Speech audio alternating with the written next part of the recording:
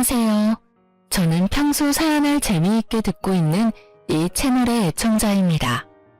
오늘은 제 사연을 소개하려고 용기를 내어보았는데요. 긴 이야기가 되겠지만 다들 들어주시겠어요? 남편과 전 크로키 동호회에서 처음 만났어요. 평소 즐겨보던 웹툰의 주된 배경이 크로키 모임이었는데 그 웹툰을 보다 충동적으로 가입하게 된 동호회였죠. 그렇게 충동적으로 가입하게 된 동호회에서 저는 남편을 만났고 그곳에서 저와 남편은 유일하게 동갑내기로 막내였던 터라 이런저런 일을 하다 보니 빠르게 친해졌어요. 그렇게 가까이 지내다 보니 자연스럽게 연인으로 발전했고 결혼까지 하게 되었어요. 저희가 신혼을 시작하게 된 집은 친정에선 가까웠지만 시댁에선 거리가 꽤 있는 편이었어요. 의도한 것은 아니었지만 어떻게 하다 보니 그렇게 되었더라고요. 집 위치에 대해선 저만 아니라 남편과 시댁에서도 불만은 딱히 없었어요. 아니, 남편은 오히려 저보다 더 좋아하더군요. 그 이유는 바로 친정엄마의 반찬들 때문이었어요. 엄마의 음식 솜씨가 워낙 좋았는데 친정이 가까우니 엄마가 반찬 조공을 해주셨고 그 반찬들을 저보다 남편이 더 좋아했어요.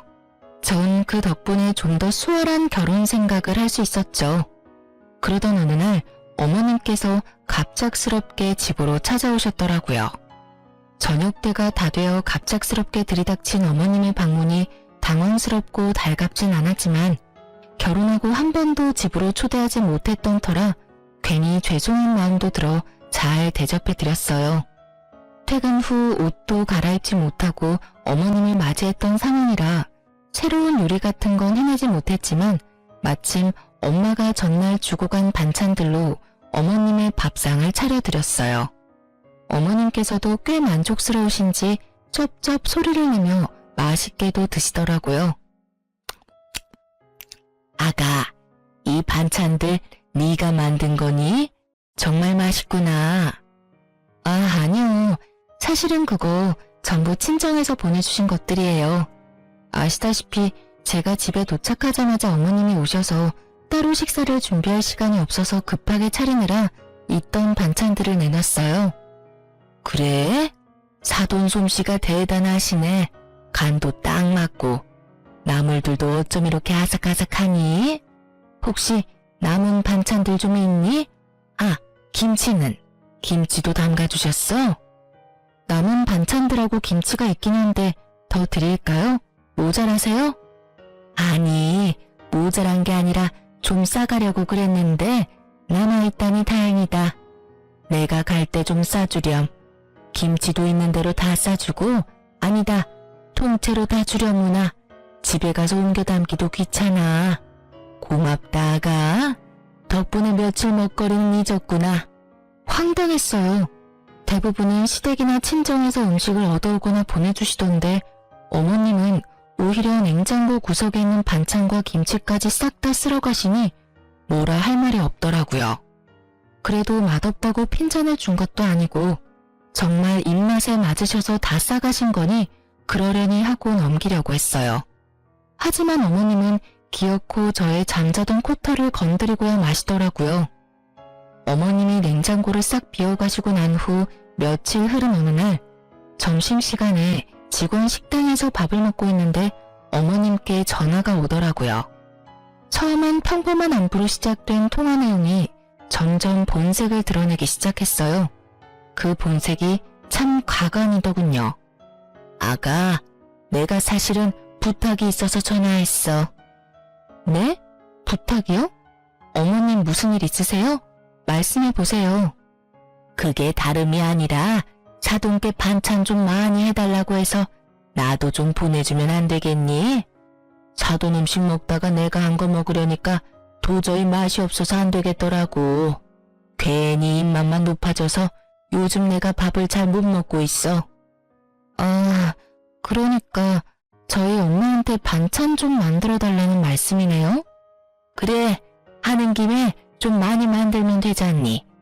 가져다 주거나 퀵으로 보내기가 정 그러면 내가 가지러 갈 수도 있으니 너 편한 대로 하렴. 헛웃음이 나더군요. 결혼한 지 2달도 채 되지 않은 시점에서 내가 이런 소리를 들으려고 결혼했나 싶더군요. 그까짓 반찬, 시댁과의 평화를 위해 좀 주면 어때? 라고 생각할 수도 있었겠지만 저는 전혀 그렇게 생각되지 않더군요. 처음엔 반찬으로 시작해 끝은 무엇으로 끝이 날지 누가 알겠어요.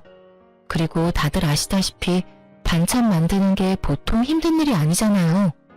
그런데 어쩜 이리도 뻔뻔하게 이런 말씀을 하실 수가 있는지 제 상식에선 이해가 되지 않더라고요. 그래서 전 조금은 냉정하게 들릴 수 있겠지만 단호하게 잘라내야겠다고 생각했어요. 어머님, 이건 어떻게 이동하느냐의 문제가 아니에요. 저도 저희 친정에서 반찬 그냥 받아오는 거 아니고요. 다만 얼마씩이라도 성의 표시는 하고 받아오고 있어요. 어머님도 알다시피 반찬 만드는 게 보통 일은 아니니까요. 제가 저희 엄마한테 부탁은 드려볼 건데 가능하다고 하시면 그냥은 안 되고요. 어머님도 일정 금액 주시면 돼요. 어머 얘, 그까지 반찬 몇 가지 가지고 치사하게 무슨 돈을 내놓으라고 그러니? 그냥 내가 해먹고 말지. 됐다 됐어. 저의 예상대로 어머님은 더럽고 치사하다고 하며 전화를 끊어버리더군요. 끊어진 전화기를 보며 이쯤 하면 다신 이런 이야기는 꺼내지 않겠지 하고 생각하는 찰나 어머님께 또 전화가 오더라고요. 예, 근데 얼마 주니? 네? 갑자기 그게 무슨 말이세요? 그러니까 사돈한테 반찬값으로 얼마 주느냐고. 딱 정해진 게 아니라서 얼마라고 말씀드리기가 애매하네요. 그냥 반찬 집보단 덜 드리고 있어요. 그래? 그러면 그거 내가 해주마. 내가 일주일에 한 번씩 반찬 해놓을 테니 가지고 가렴. 난 사돈한테 주는 것보단 조금 덜 받을 테니 어때? 좋은 생각 같지 않니? 괜찮기는 전혀 괜찮지 않았어요. 남편이 친정엄마의 요리를 왜 잘 먹겠어요? 어머님은 요리를 정말 기가 막히게 못해도 너무 못한다는 것을 다 알고 있는데 제가 미쳤다고 돈까지 주고 그 맛없는 걸 받으러 시댁까지 가는 그런 헛짓을 할 리가 없었죠. 전 다시 한번 단호하게 말씀을 드렸습니다. 아니에요 어머님. 남편도 친정엄마 음식 좋아해서 그냥 지금처럼 친정에서 받아 먹을게요. 그러면 저 일이 바빠서 이만 끊을게요. 죄송해요 어머님. 전 단칼에 거절하고 전화를 끊어버렸고 그날 저녁 남편과 밥을 먹으며 어머님과 있었던 일을 말해주었어요. 그러자 남편은 허허 웃으며 이상한 해결책을 제시하더라고요. 아참, 여보, 오늘 어머님께 전화가 왔는데 우리 엄마한테 말해서 반찬을 좀 많이 해서 좀 나눠달라고 하시더라. 그래? 엄마가 생각해도 본인 음식보다 더 맛있었나 보네.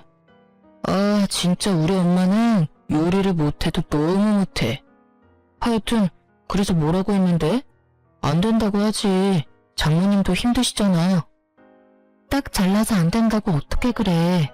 그래서 우리도 수고비 드리면서 받아오는 거라고. 어머님도 정 드시고 싶으시면 수고비 부담하시라고 했지. 그러니까 치사하다 하시면서 전화 끊으시더라고. 잘했어. 사실 우리 먹거리 해주시는 것만 해도 죄송한 일인데 우리 집까지 부탁드리는 건 좀 아니지. 당신도 곤란했겠네. 진짜 곤란한 건 그 다음부터였지. 왜? 또 무슨 일 있었어?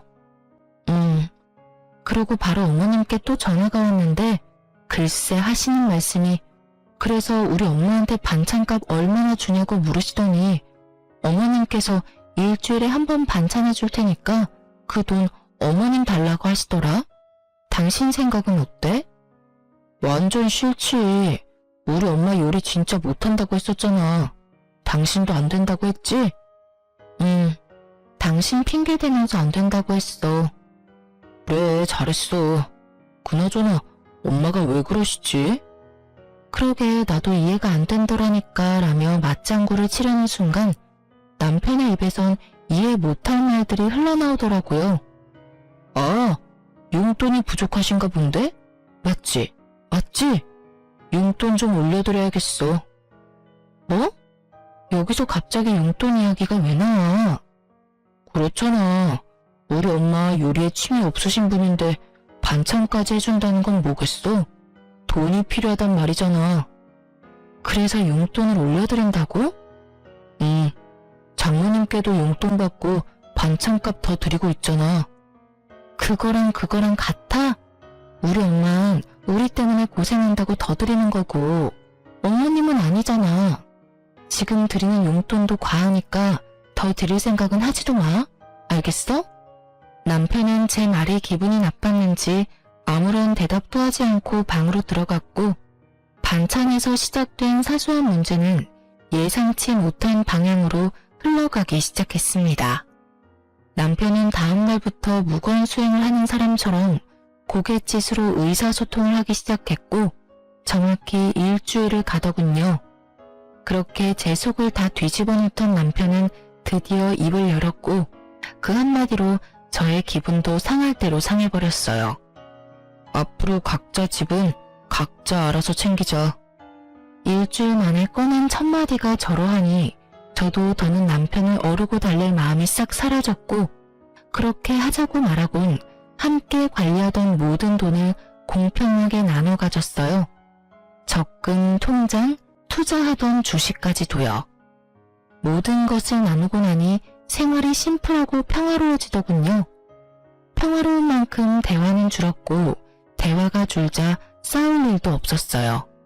물론 애틋함, 다정함, 사랑 이런 것도 없었지만 남편에게 정이 떨어지고 나니 그런 생활도 괜찮다고 생각했는데 전혀 생각지 못한 일정이 다가오더군요. 그건 바로 명절이었습니다. 죽자고 싸운 것도 아니었고 남들이 보기엔 괜찮은 사이였기에 시댁을 안 갈 수도 없는 노릇이었어요. 그래도 아직은 결혼 생활을 하고 있으니 도리는 다 하자는 마음에서 시댁으로 향했고 전 그해 명절에 제가 사랑했던 남자가 얼마나 쪼잔한 놈인지 단번에 알 수 있었어요. 이런 일이 있기 전에는 시댁에 오면 작은 양의 설거지도 꼭 함께 해주던 남편이었는데 시댁에 도착하자마자 어머님 방으로 들어가더니 콧배기도 보지 않더라고요. 왜 사람 마음이 그렇잖아요. 아무리 우리 사이가 요즘 좀 그렇더라도 내심 도와주러 나오겠지 하는 허튼 기대. 저도 그 기대라는 걸 하며 제사 음식을 준비했고 그렇게 하다 보니 어느새 다 해버렸더라고요. 다 하고 나니 문득 남편 놈은 도대체 어머님 방에서 무얼 하길래 머리카락 하나 보이지 않나 싶어 어머님 방문을 살짝 열어보았더니 글쎄 다 큰 놈이 심한 무릎을 베고 누워 부부 생활에 대해서 시시콜콜 어머님께 다 일러바치고 있더군요. 유민이 쟤 연애할 땐 몰랐는데 진짜 모지러. 내가 엄마 용돈 좀 올려주자고 하니까 단번에 안 된다고 하더라니까. 자기가 나서서 올려주자고 해도 모자랄 판국에 어쩜 그렇게 생각도 안 하고 안 된다고 할 수가 있냐고. 내가 진짜 오만정이 다 떨어져서 요즘엔 말도 잘 안 하고 지내. 돈도 각자 관리하기로 했고 각자 부모님은 알아서 챙기자고 했어. 나 잘했지? 그럼 우리 아들은 언제나 다 잘하지. 근데 그렇게 지내면 너 밥은 어떻게 하니? 밥은 잘 먹고 사는 게야? 응, 밥은 걱정하지 마. 장모님이 매번 반찬해서 가져다 주시는 걸로 잘 먹고 있어. 유민이 걔가 모질긴 해도 밥은 잘 차려줘. 하긴 밥이라도 잘 차려야지. 그거마저 안 해주면 내가 걔랑 살 이유가 없잖아. 자기도 그걸 아는지 자기 할 도리는 다 해. 오늘도 봐. 그래도 며느리라고 찍소리 안 하고 와서 혼자 음식 준비하는 거. 내가 이때까진 자기 힘들까봐 다 도와줬는데 이제 안 도와주려고. 내가 너무 잘해줬더니 남편 무서운 줄 모르고 날 뛰어. 이제라도 내가 기강을 잡아야지 안 되겠어. 그래, 잘 생각했다. 이때까지 내가 말을 못해서 그렇지 너 설거지한다고 얼쩡거릴 때마다 내 억장이 다 무너졌어. 내가 어떻게 키운 아들인데. 이제라도 정신 똑바로 차리고 제 버릇 좀 단단히 고쳐줘라. 잘난 거 하나도 없는 년이 기만 살아서는 그 기세가 아주 하늘을 찌르겠더라니까. 걱정하지 마 엄마. 내가 앞으로 똑바로 교육해서 납작 엎드려 살게 만들 테니까 앞으로는 절대 도와주지 않을 거야. 그래, 엄만 우리 아들만 믿으마. 이 빌어먹을 관습 때문에 희생하는 사람이 도대체 누군데 도와주니 많이 하는 모자의 대화를 듣고 있자니 어이도 없고 화도 나더라고요. 당장이라도 문을 박차고 들어가 남편 놈 머리털을 확 다 뽑아버리고 싶었지만 다른 말도 아니고 명절에 얼굴 붉힐 일을 만들지 말자는 생각에 겨우 참고 주방으로 돌아갔어요. 오늘만 참으면 제 세상이 다시 열릴 테니까요. 다음날 차례를 지내고 친정으로 가야 할 시간이 지났는데도 남편 놈이 갈 생각을 않더라고요. 이미 가야 할 시간이 훨씬 지났는데도 말이죠. 당신 언제까지 누워있을 거야? 우리 집 안 갈 거야? 우리 부모님들도 기다린단 말이야. 가야지. 가야 하는데 나 너무 피곤해. 이렇게 피곤한데 운전을 어떻게 해? 좀만 더 쉬다 가자. 운전할 자신이 없어. 어제 9시부터 자기 시작해서 오늘 차례 지내기 직전에 일어난 놈이 피곤해서 운전할 자신이 없다니 참 어이가 없더라고요. 시댁에서 큰 소리를 내봤자 저만 손해라는 생각에 전 끓어오르는 화를 꾹꾹 누르며 다시 한번 남편을 어르고 달랬어요. 그러면 내가 운전할 테니까 차에만 타. 그러면 되잖아. 우리 엄마 아까부터 언제 오냐고 전화한다고. 얼른. 그것도 좀 힘들 것 같은데 어쩌지? 뭐? 잠시 일어나서 차에 타는 것도 힘들어? 난 좀 자야 할 것 같아. 조금만 더 자고 일어나서 그때 가든가. 피곤한 척 혼신의 연기를 하며 또다시 어머님 방으로 숨는 남편님을 보며 전 일말의 희망도 사라지는 느낌을 받았어요. 남편에 대한 희망도 기대도 모두 사라지고 나자 더는 도리를 운운할 필요가 없더라고요. 상대방은 도리의 도자도 생각지 않는데 제가 미쳤었다는 생각이 들더군요. 그런 생각이 들자 전 지체하지 않고 제 짐을 챙겨 시댁을 나와버렸어요. 그 길로 혼자 차를 끌고 친정에 가버렸죠. 한껏 열받은 얼굴로 혼자 친정에 들어서는 저를 보며 부모님은 적잖게 놀란 눈치셨지만 애써 모른 척 하시며 저를 챙겨주시더라고요. 그러면서 혹시나 하시었는지 아빠가 한 말씀 하시더군요. 부부끼리 감정이 격해질 수도 있고 그러다 보면 싸울 수도 있는 게야. 그럴 땐 무조건 참지 말고 조금 떨어져 생각하는 것도 방법이 될 수 있어. 그렇다고 이혼하라는 말은 아니란 걸 알고 있지? 이왕 이렇게 된 김에 화도 좀 가라앉히고 쉬다 가라는 뜻이야. 알겠지 우리 딸? 이혼은 무슨... 그냥 정서방 피곤하다고 해서 혼자 온 거야. 아빠 말처럼 나도 엄마 아빠 품에서 푹 쉬다 가려고. 그래, 그러면 푹 쉬어. 먹고 싶은 거 있으면 네 엄마한테 해달라고 하고. 제 말에 속아 넘어가 주신 아빠는 저에게 푹 쉬라고 하시며 다시 한번 이혼은 신중히 생각하라고 하시더라고요. 사실 그때 당시 이혼을 심각하게 고민하고 있었는데 그렇게 말씀하시니 다시 한번 생각해보자 싶더군요. 남편을 어르고 달래서 잘 살아보자는 것이 아닌 그냥 있는 듯 없는 듯 지금처럼 한 집에서만 사는 동거인 정도로 더 지내보기로요. 아직은 이혼할 순간이 아니라는 생각이 더 강했던 것 같아요. 전 혼자만의 시간을 보내며 친정에서 휴식을 취했고 그 휴식을 취하는 동안 남편에게 전화가 그야말로 미친 듯이 오더군요. 전 단 한 통의 전화도 받지 않았고 그렇게 연휴는 지나가고 있었어요. 남편은 결국 연휴가 끝날 때까지 친정에 오지 않았고 전 남편이 원하는 대로 아주 공평하게 결혼 생활을 해주기로 다짐을 하게 되었죠. 이젠 도리 따위 생각하지 않고 시댁엔 발길조차 하지 않겠다고 말이에요. 그렇게 시간은 흘러 연휴 마지막 날. 전 그대로 친정에 눌러앉고 싶은 충동을 뒤로한 채 늦은 저녁 집으로 돌아갔어요. 현관문을 열고 집으로 들어서니 언제 온 것인지 알 수 없는 남편놈이 집을 아주 엉망진창으로 어질러 놓은 채 소파에 앉아 텔레비전을 보고 있더라고요. 발 디딜 틈도 없는 곳에서 맥주나 마시며 텔레비전 보는 꼴을 보는데 욕하는 것조차 시간 낭비로 느껴지더군요. 전 염치라는 것도 없이 저를 노려보고 있는 남편의 눈빛을 깡그리 무시한 채 방으로 들어와 씻고 그대로 침대에 누워버렸어요. 예상을 벗어난 제 행동에 남편은 적잖게 당황했는지 구시렁거리며 거실을 치우는 소리가 들려오더라고요. 그랬겠죠. 평소 같았으면 잔소리는 했겠지만 다 치워주었을 텐데. 제가 가장 싫어하는 개판인 꼴을 보고도 말 한마디 하지 않고 방으로 들어와 버렸으니까요. 그렇게 전 남편이 청소를 하는 소리를 들으며 잠이 들었고 일어나 보니 남편은 출근을 했는지 보이지 않더라고요. 전 차라리 잘 되었다고 생각하며 출근을 했고 퇴근을 하고 돌아오니 집에 어머님이 와 계시더군요. 남편이 비밀번호를 알려준 것인지 남편도 없는 빈집에 어머님 혼자 계시는데 어이가 없어 웃음이 다 나더라고요. 그러면서도 참 부지런도 하시다는 생각이 들었어요. 가까운 거리도 아닌데 이렇게 매번 연락도 없이 득달같이 달려오시니 말이에요. 아무도 없는 빈집에서 무얼 하고 계셨나 싶어 집 안을 둘러보니 반찬을 챙기고 계셨던 모양이었어요.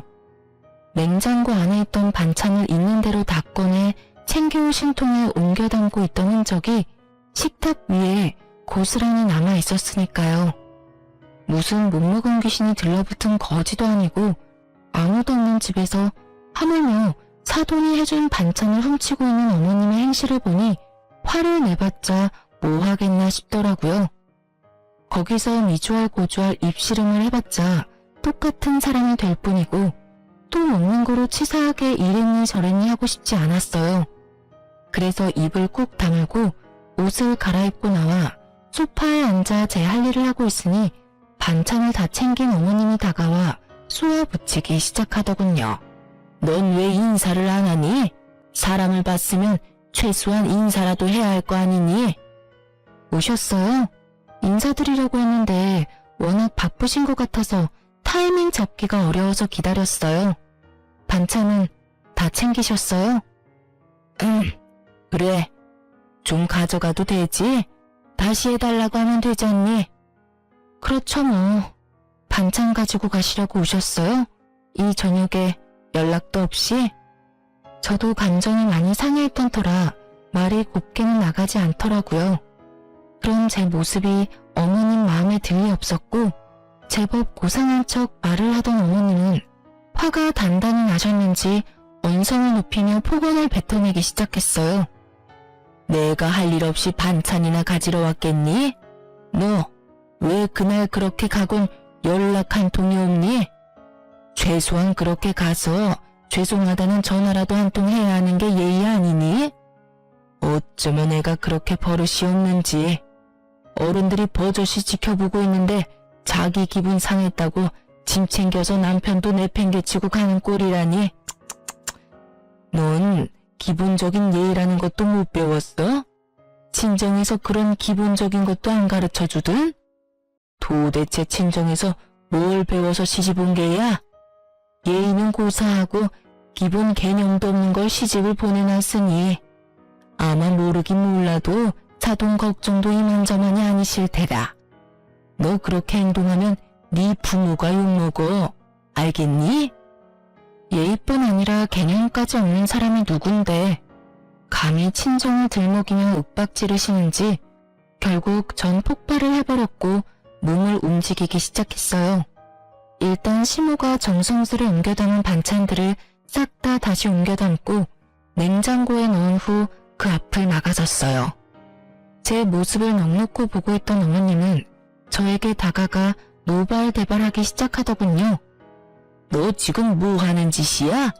기껏 옮겨둔 걸 왜 다시 옮기는 게야? 그리고 지금 이 행동은 또 뭐니? 네가 냉장고 앞을 막고 서 있으면 내가 못 가지고 갈 것 같아? 네, 못 가지고 가세요. 방금 친정에서 뭘 배웠냐고 물으셨죠? 전 이렇게 배웠어요. 무례한 인간한텐 쌀 한 톨, 물 한 모금 나눠줄 필요도 없다고요. 뭐야? 그럼 내가 지금 무례하다 이 말이야? 그러면 아니시라고 생각하세요? 아무도 없는 빈집에 연락 한 통 없이 오셔서는 묻지도 않고 반찬 챙기시는 것도 기가 막히는데 친정에서 뭘 배웠냐고요? 그러면 어머님은 친정에서 뭘 배우셨나요? 뭘 배우셨길래 남의 집에 이렇게 쳐들어오셔서 이렇게 무례한 행동을 서슴없이 하시는 거냐고요? 앞으로 저희 엄마가 해주신 귀한 음식 어머님께 나눠드릴 생각은 추호도 없으니까 다신 마음대로 오셔서 가지고 가지 마세요. 한 번만 더 이러시면 아예 반찬 받아오지도 않을 거예요. 물론 그렇게 되면 어머님 아들도 쫄쫄 굶고 살아야겠죠. 참고로 전 회사 생활하면서 주방일까지 할 생각은 전혀 없거든요. 이 인연이 지금 뚫린 입이라고? 결국 어머님의 입에서 욕이 나오는 순간 짝 하는 마찰음과 함께 저의 뺨에 고통이 느껴졌어요. 화가 날 대로 난 심우가 제 뺨을 날린 거였어요. 뺨에서 선명한 고통이 느껴지며 이 인간 같지 않은 인간이랑 무슨 대화를 하겠다고 이러고 있나 하는 생각이 강하게 들더군요. 성질 같아선 똑같이 한 대 올려붙이고 싶었지만 그래도 차마 어른이라 때릴 순 없었기에 어머님의 팔을 붙잡고 질질 끌어 문 밖으로 쫓아내버렸어요. 너 지금 뭐 하는 짓이야? 이거 못 놔? 당장 놓으라고! 한 대 맞아들였으니 다신 찾아올 생각도 하지 마세요. 그렇게 집에서 내쫓긴 심우가 가만두지 않을 거다. 남편에게 다 말해 당장 이혼시켜버릴 거다. 네가 이러고도 무사할 것 같으냐며 집 밖에서 고래고래 소리를 질렀지만 전 다 무시해버렸어요. 얼마나 지났을까요? 시끌시끌하던 밖이 조용해지자 남편 놈이 들어오더라고요. 어머님과 통화라도 한 것인지 화가 잔뜩 난 얼굴로 저에게 따져 묻기 시작하는데 둘 다 참 개념 없는 건 매 한 가지라는 생각이 들더군요. 야, 네가 제정신이야? 어떻게 시어머니를 질질 끌어다 내쫓을 수가 있어? 미쳤어? 미치지 않고서 어떻게 그딴 짓을 해? 고래고래 소리를 지르는데 순간 어머님의 모습이 떠오르며 전 남편 뺨을 때려버렸어요. 순식간에 일어난 상황에 아무런 방어도 하지 못한 채 뺨을 맞아버린 남편은 어리둥절한 얼굴로 저를 바라보더라고요. 그렇게 볼 필요 없어. 들었는지 모르겠지만 내가 당신 엄마한테 한 대 맞았거든? 차마 어른은 때릴 수 없는 노릇이니 어쩌겠어. 아들인 당신이 대신 맞아줘야 하지 않겠어? 뭐라고? 그리고 앞으로는 2번 다신 시댁에 발걸음하는 일 따윈 없을 테니 그런 줄 알아. 어머님이 이렇게 나오시는 이상 앞으로는 당신의 식구들하고 얼굴 맞대고 살 일은 없을 거란 말이니 똑똑히 기억해줬으면 좋겠어. 아참, 그리고 다시 한번 우리 집 비밀번호 어머님께 알려주는 날엔 당신도 이 집에서 쫓겨나는 건 물론이고 그날이 우리 이혼하는 날이 될 테니 알아서 잘 행동하길 바랄게. 제가 그렇게 말하자 남편은 절 경멸한다는 눈빛으로 쳐다보더라고요. 한때는 없으면 안 될 것처럼 사랑했던 사이였는데 어쩌다 이런 말과 이런 눈빛을 주고받는 사이가 되어버린 것인지 조금은 서글픈 생각마저 들더라고요. 그날 이후 다행스럽게도 어머님은 찾아오시거나 연락하시는 일은 없었지만 남편과의 관계는 되돌릴 수 없는 사이가 되어버렸어요. 한 집에 살며 눈도 마주치지 않았고 함께한 식탁에 앉는 일도 전혀 없었으니까요. 물론 상황이 그렇게 되니 전 친정을, 남편은 시댁을 챙기는 생활이 더욱 당연해졌고 전 오히려 더 좋더라고요. 사실 친정에서 받는 도움이 많은데도 불구하고 친정만 챙기려니 아무래도 남편이나 시댁 눈치가 보였는데 이젠 그런 눈치 따윈 보지 않고 마음 편히 친정을 챙길 수 있게 되었으니까요. 이런 저와는 달리 남편 놈은 불만이 많아 보이더라고요. 자명한 일이었죠. 시댁의 크고 작은 행사에도 전혀 참여하지 않을 뿐 아니라 집안에서도 전 딱 제 몫의 것만 빨고 치우고 먹고 했으니까요. 저에겐 손해볼 것이 하나 없는 생활이 이어지던 어느 날 어김없이 제사가 다가왔고 퇴근 후 전 당연히 시댁으로 가지 않고 집으로 돌아왔어요. 시댁에서 설마 하며 저를 기다리던 남편은 퇴근 시간이 지나도 제가 오지 않자 전화가 오기 시작했고, 제가 무시를 하니 남편 대신 어머님에게서 전화가 오기 시작하더군요. 그마저도 무시하자 번갈아 가면서 전화가 오기 시작하는데, 그 시간에 제사 준비나 하지 하는 생각이 들더라고요. 그렇게 끊기지 않고 울리는 전화기를 식탁에 올려두고 집안일을 하는데 친정 엄마가 집으로 오셨어요. 마침 근처에 볼 일이 있었는데 오신 김에 반찬을 두고 가려고 오셨다고 하시더라고요. 그렇게 바리바리 싸서 오신 엄마는 딸이 힘들까봐 차곡차곡 냉장고에 다 정리해서 넣어주시고, 전 그런 엄마를 보는데 왜인지 눈물이 왈칵 쏟아져 급히 화장실로 들어가 마음을 진정시키고 나오던 그때였어요. 엄마가 제 휴대전화로 통화를 하고 계셨는데, 아니 정확히는 엄마는 아무 말도 하지 않으시고 듣고만 계셨고, 상대방이 일방적으로 쏘아붙이기 시작하는데 굳이 묻지 않아도 누구인지 단번에 알 수 있겠더군요. 얼마나 소리를 질러대는지 그 목소리가 크게 울리고 있었으니까요. 시모는 전화를 받은 엄마가 당연히 저일 거란 착각을 하고 욕설을 내뱉기 시작했고, 한번 시작한 말은 굳이 엄마에게까지 알리고 싶지 않았던 사실을 알리고야 말았어요. 여보세요? 여보세요? 여보세요라는 말이 나오니 지금? 너 진짜 제정신이 아니구나. 어떻게 며느리가 돼서 한 집안의 제사를 무시할 수가 있어? 내가 이날 이때까지 살면서 너같이 되먹지 못한 년은 보지를 못했다. 도대체 넌 뭘 믿고 이렇게 막 나가는 게야? 그때 한 대 맞은 걸로는 정신을 못 차리겠든? 아예 그 머리털을 다 뽑아놔야 정신을 차릴 것이야. 내가 당장 가서 그 머리털 다 뽑아놓기 전에 얼른 와서 제사 준비해. 정말 딱 이렇게 말하고선 전화를 끊어버리셨고, 엄마는 큰 충격에 빠지셨죠. 딸이 시댁에서 이런 취급을 받고 있는 것도 기가 막히는데 맞았다는 사실까지 알게 되었으니 어떤 말을 꺼내야 할지도 막막하더라고요. 일단 휴대전화부터 되찾아야겠다는 마음에 엄마에게 다가서는 찰나 아직 엄마 손에 있던 제 휴대전화에서 문자 알림음이 울렸고, 엄마는 전화기를 빼앗으려는 제 손을 피해 그 문자를 확인하시고야 마셨죠.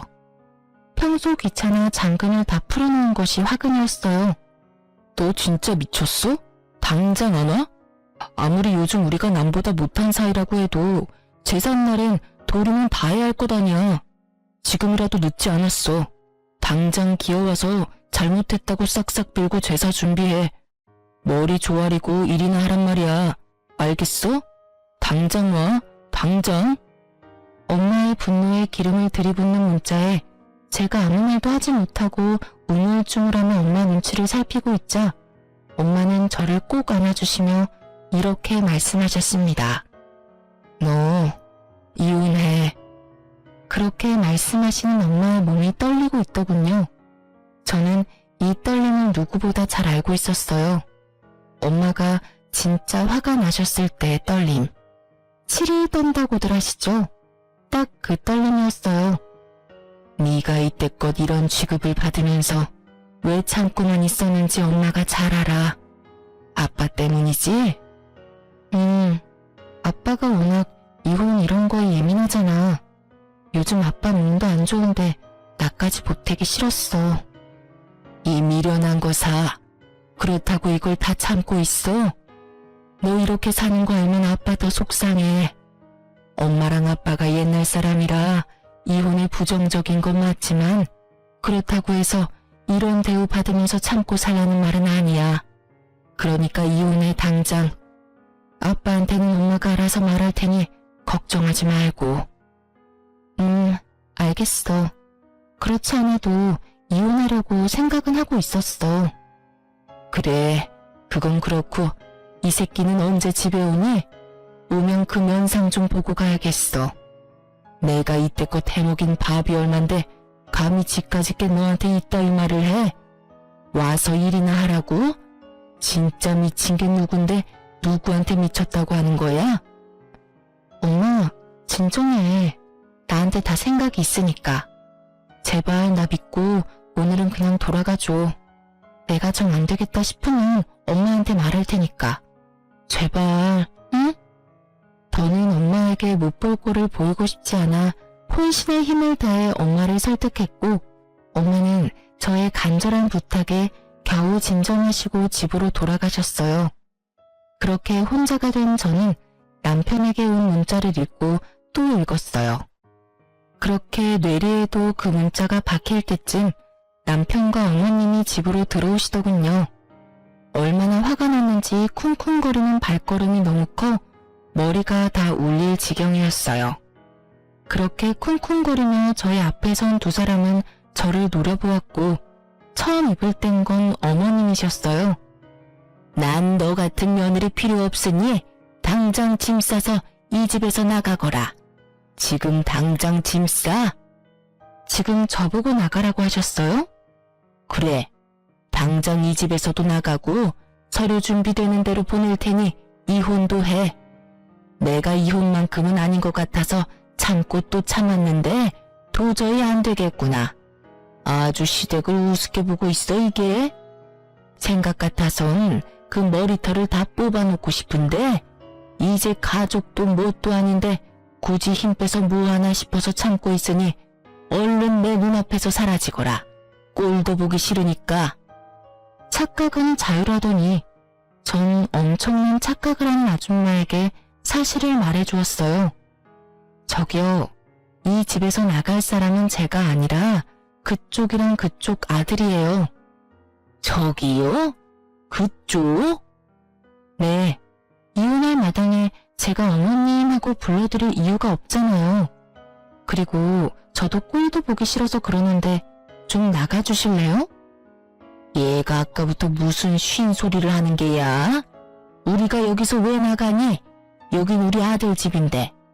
너 정말 머리가 어떻게 된 거 아니니? 정신 차려 얘. 정신은 그쪽이 차려야 할 것 같은데요. 여기 그쪽 아들 집 아니라 제 집이에요. 결혼할 때 그쪽 아들 능력이 워낙 출중해서 집 살 능력이 안 되더라고요. 그래서 제가 집 해오고 그쪽 아들이 혼수 채워서 들어왔어요. 그렇게 잘난 아드님이 아무 말도 안 하던가요? 그렇게 가만 서 있지 말고 말 좀 해봐. 이 집 내 집이라고 말이야. 그렇습니다.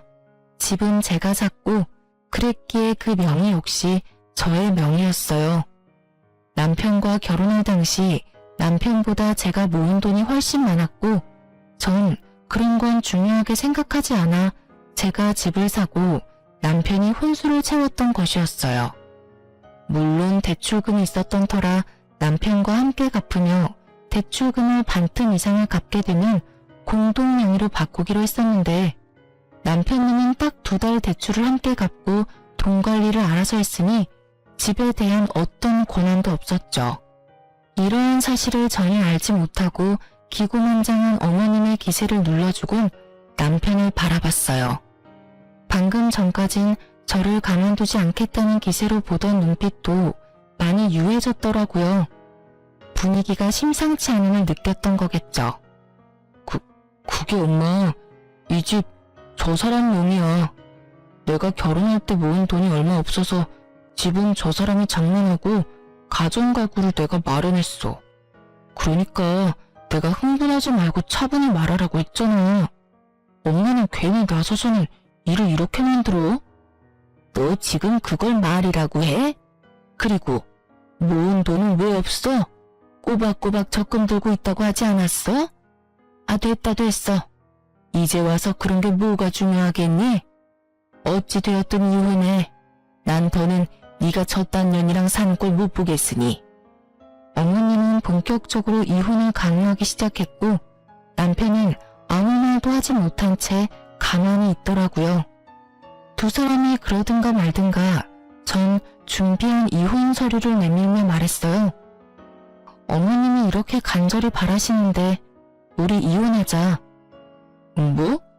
당신 진심이야? 뭘 그렇게까지 놀라. 어느 정도 예상했었잖아.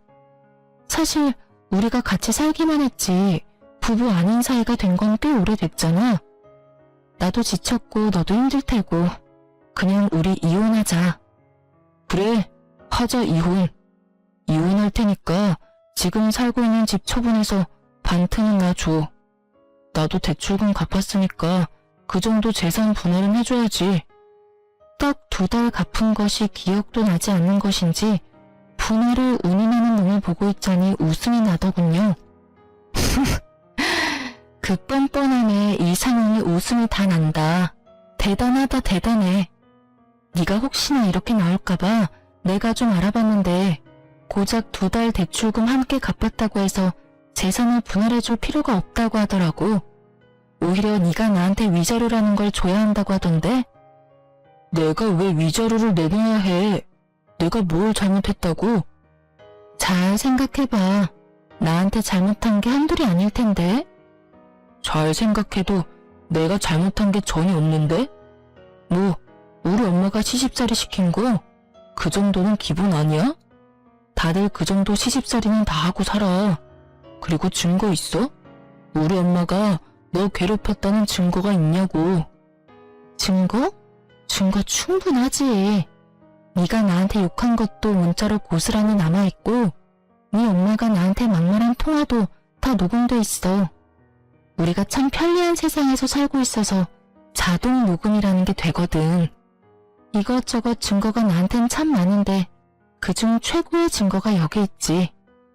딱 제가 예상했던 대로 남편놈은 노발대발하며 저에게 따져묻기 시작했고 전 꽤 오래 준비했던 사진들을 남편에게 던져주었어요. 남편과 어머니는 바닥에 흩날리는 사진들을 보며 입을 다물었고 전 그런 두 사람을 바라보며 말했어요. 할 말이 없지? 그래, 너도 사람이면 할 말이 없어야지. 너 꼴에 바람도 피우고 있더라? 네, 맞아요. 이놈이 저 몰래 바람까지 피우고 있었어요. 전 이 사실을 진작 알고 있었어요. 남편은 저희가 처음 만났던 크로키 동호회에 계속 나가고 있었는데 간도 크게 거기에서 바람을 피우고 있더라고요. 당연히 그 동호회엔 저와 친한 사람들도 있었기에 남편의 외도 소식은 제 귀에도 들려왔고 제가 믿지 않자 사진까지 보내주어서 모든 사실을 알게 되었죠. 결과적으로는 그 사진들이 증거로 쓰이게 되었고요. 처음 그 사실을 안 게 저희가 본격적으로 말을 하지 않고 있을 때였어요. 정말 배신감에 치가 다 떨리더군요. 당장이라도 이혼을 하고 싶었지만 중간에 나왔듯이 부모님께서 받으실 충격이 걱정돼 미련스럽게 참아왔던 것이었어요. 그리고 차이가 이렇게까지 되기 전에는 내가 노력하면 남편이 다시 돌아오지 않을까 하는 기대가 있기도 했고요. 얼마나 헛된 기대였는지 지금 생각하면 제 자신이 참 한심하고 바보 같지만 그땐 그게 최선이라고 생각했어요. 하여튼 친정엄마까지 이혼을 허락하고 권해주었으니 저에겐 더는 망설일 이유가 없었고 오랫동안 간직했던 이혼 서류를 꺼내게 된 것이었죠. 아무 말도 하지 않고 있던 남편은 머릿속에 계산을 끝낸 듯 무릎을 꿇고 빌기 시작하더군요. 여보, 나 당신이 바라는 대로 이혼할게. 당신이 아무것도 안 줘도 이혼할게. 그리고 위자료도 줄 테니까 상간녀 소송만은 하지 말아줘. 제발 부탁이야. 아, 이 와중에 상간녀 소송할까봐 걱정이 되나봐? 왜? 그 상간녀가 피해보는 건 싫어? 내 인생은 이따위로 만들어 놓고? 너 진짜 뻔뻔하다. 나한테 그런 부탁이 하고 싶어? 그게 아니라 말 못할 이유가 있어서 그래. 상황 파악이 안 되지? 없는 이유를 만들어서라도 날 설득해도 모자랄 판국에 말 못할 이유를 들먹이며 그런 부탁을 한다고? 너 진짜 내가 우습구나? 이 와중에도 상간녀부터 챙기나 싶어 기가 막히는 그 순간 남편의 입에선 더욱 기가 막히는 말들이 흘러나오더군요. 내가 이렇게 부탁할게. 사실은 이 여자 우리 부장님 와이프야. 우연히 동호회에서 만났는데 서로 하소연하다 보니 이렇게까지 돼버렸어. 당신한테 입이 10개라도 할 말이 없고 내가 다 잘못했어.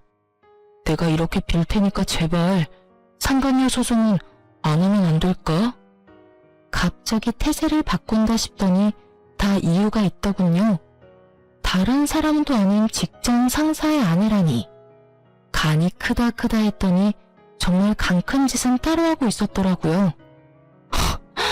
참 기가 막힌다 진짜. 일단 생각 좀 해볼 테니까 짐부터 싸서 나가. 한시라도 너 같은 인간이랑 한 공간에 있고 싶지도 않으니까. 가는 길에 네 옆에 정신 빼고 서 있는 네 엄마도 모시고 가. 저의 단호한 태도에 남편과 어머님은 한 발 물러서 집을 나가주었고 전 다시 혼자가 된 집에서 이혼을 진행했어요. 이유가 어찌되었든 간에 저는 남편 뜻대로 해줄 생각은 전혀 없었어요. 전 이혼과 함께 상간녀 소송도 진행했고 전 위자료를 두둑히 받고 이혼을 할 수 있었습니다. 이혼 소식과 함께 이혼 사유가 전 남편 회사에 소문나는 것은 시간 문제였어요. 쉬쉬한다고 그런 사실이 어디 숨겨지던가요? 수군거리기 딱 좋은 가십거리는 어떤 말보다 빠르게 퍼져나갔죠. 결혼 전부터 친하게 지내서 언니 동생 사이가 된 전 남편 회사 동료에게 들은 바로는 전 남편은 회사를 그만뒀다고 하더군요. 회사 동료들의 눈초리도 힘들었지만 상간녀 남편의 아낌없는 핀잔에 결국 버티지 못하고 사표를 냈다고요. 아, 당연히 상간녀도 이혼을 당했고 오갈 데가 없어진 상간녀가 전 시댁으로 짐을 싸들고 들어갔다고 하더라고요. 하지만 오래 버티지 못했다고 했어요. 다들 아시다시피 전 시무의 개념 없는 시집살이에 오만 정이 떨어진 상간녀는 전 시무 머리채까지 잡으며 한바탕 해치우고 나갔다는 말을 듣는데 참 통쾌하더라고요. 그렇게 머리채를 잡고 싶어 하더니 결국 새 며느리한테 머리채를 잡혔잖아요. 하여튼 그 여자와 전 남편이 법적 부부가 된 건 아니라 헤어졌다고 이혼을 한 건 아니었지만 전 시무 덕분에 사실상 2번의 이혼을 경험하게 된 전 남편은 취업이 되자마자 전 시무와 연을 끊고 나갔다고 해요. 그러면서 하는 말이 저를 더 통쾌하게 하더군요. 근데 언니도 알지? 이 바닥 좁은 거. 거기에다 부장님이 눈에 불을 켜고 지켜보고 있는데 새로운 회사 간다고 한들 오래 버틸 수나 있겠어? 이미 소문 쫙 나서 오래 버티긴 힘들 거야. 아마 제대로 된 직장 생활 하려면 아예 업종을 바꿔야 할 텐데 그게 쉽진 않을 거야. 그렇게 언니 마음고생 시키더니 벌 받은 거지 뭐. 이 소식을 마지막으로 전 남편의 소식은 더는 들을 수 없었어요.